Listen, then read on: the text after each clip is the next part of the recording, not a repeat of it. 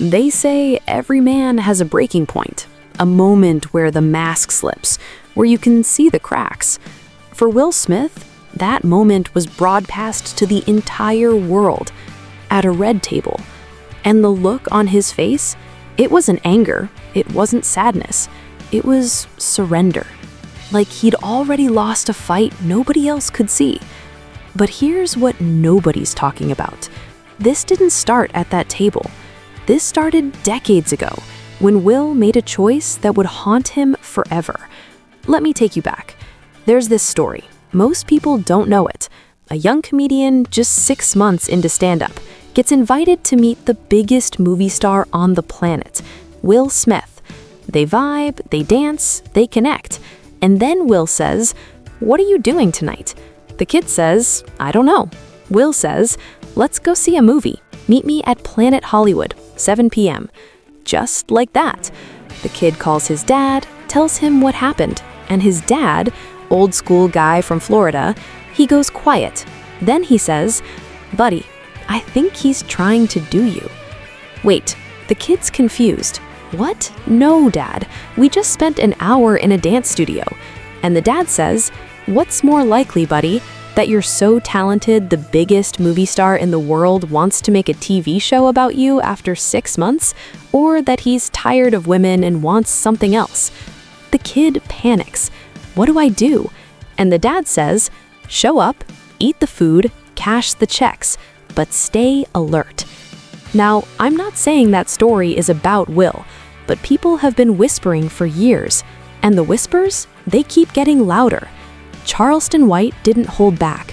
He looked at Will's marriage and said, "This is abuse. Not physical, psychological." He compared it to a woman staying with a man who beats her. "She loves him enough to take it," he said. That's what Will's doing. He loves Jada enough to take whatever she dishes out. And here's the twisted part. Charleston thinks they've both got secrets. Secrets so deep that leaving would mean mutual destruction. They probably gotta kill each other if they leave each other, he said. Let that sit for a second. Because if that's true, then this isn't a marriage, it's a hostage situation. But wait, it gets darker. Bilal, Will's former best friend of 38 years, he came out swinging, not at Will, at Jada. He said, "Jada is a bald-headed liar and a drug addict." He didn't whisper it, he screamed it. And then he dared her to sue him. "You got 2 weeks, Jada. Sue me. If you don't, I'm naming names." What names? He said, all the parties, all the men you hit with dildos, all the salacious stuff you did that hurt people. I'm naming every single one. Honestly, the fact that she didn't sue him, that tells you everything. Bilal also said Jada has a history of substances, a history of control, a history of keeping Will on a leash so tight he can't breathe. He claimed Jada admitted she was addicted to alcohol, drugs, porn, all forms of it. And when people asked where she got illegal substances, Bilal said, "When you have that kind of money, nobody's coming for you." But here's where it gets truly disturbing.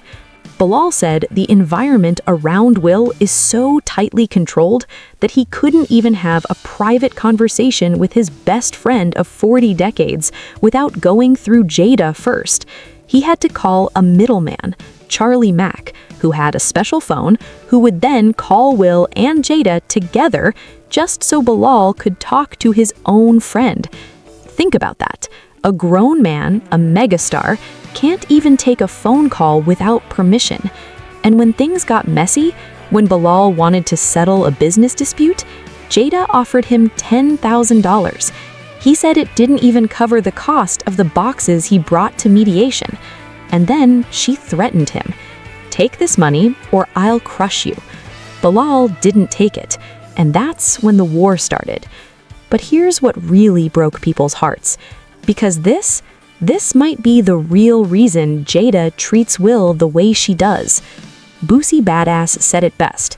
Jada and Tupac had a connection that can't be stopped. Will thought once Pac died, she'd move on, but she never did. People who were on set with them in the 90s said it was obvious. Jada and Tupac would wrestle, play around, act like lovebirds. And Tupac? He'd get mad when Jada told him to leave Will alone. Boosie said, "If a man like that is getting mad, that's love." Even Will admitted it in his book. He wrote, "I hated that I wasn't what Tupac was. I suffered raging jealousy. I wanted Jada to look at me like she looked at him, but she never did." And Suge Knight, he took it even further. Suge said Jada used to blow Tupac's pager all the time, and Tupac would say, "Jada needs to come over there and whoop Will's ass. Will's a fool." Wait, Suge also said Jada told Tupac, "I don't have a real marriage with Will. It's an arrangement. He's got his boyfriends, I've got my girlfriends." An arrangement. Suge said this years ago, and people ignored it. But now it's starting to make sense. Because no matter how famous Will got, no matter how many Oscars, no matter how many box office records, he was never Tupac, and Jada made sure he knew it. Fast forward to today, March 2025, Will's on tour. A violinist named Brian King Joseph is performing with him. Will tells Joseph, "You and I have a special connection I don't have with anyone else." They're spending time alone, growing closer. Then they get to Vegas. Joseph leaves his bag in the van with his room key. Management says they can't find it for hours. When he finally gets back to his room that night, there's a note on his bed, handwritten. "Brian, I'll be back later, 5:30, just us." Signed with a heart. Stone F. Wait, who's Stone F? That detail hasn't been explained yet. But what is clear is that Joseph felt unsafe, reported it, and was fired shortly after. The lawsuit claims retaliation, plain and simple. Speak up, lose your job.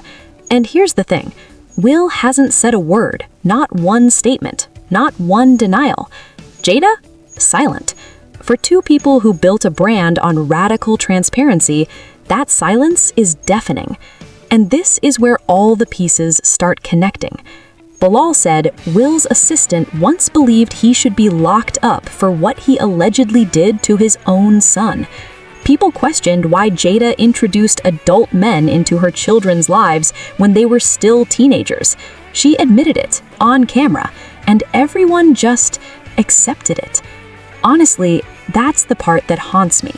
Because if all of this is true, if even half of this is true, then Will Smith isn't just trapped in a bad marriage, he's trapped in a web of secrets, arrangements, mutual destruction. Leaving means lawyers, depositions, discovery. It means everything comes out. And maybe, just maybe, that's worse than staying. So when people ask, why doesn't Will just leave? The answer might be simple. Because leaving means the truth comes out. And the truth might destroy everything. What do you think is really happening behind closed doors? Is Will a victim, or is there more to this story than anyone's willing to say? Drop your thoughts below, because this is far from over.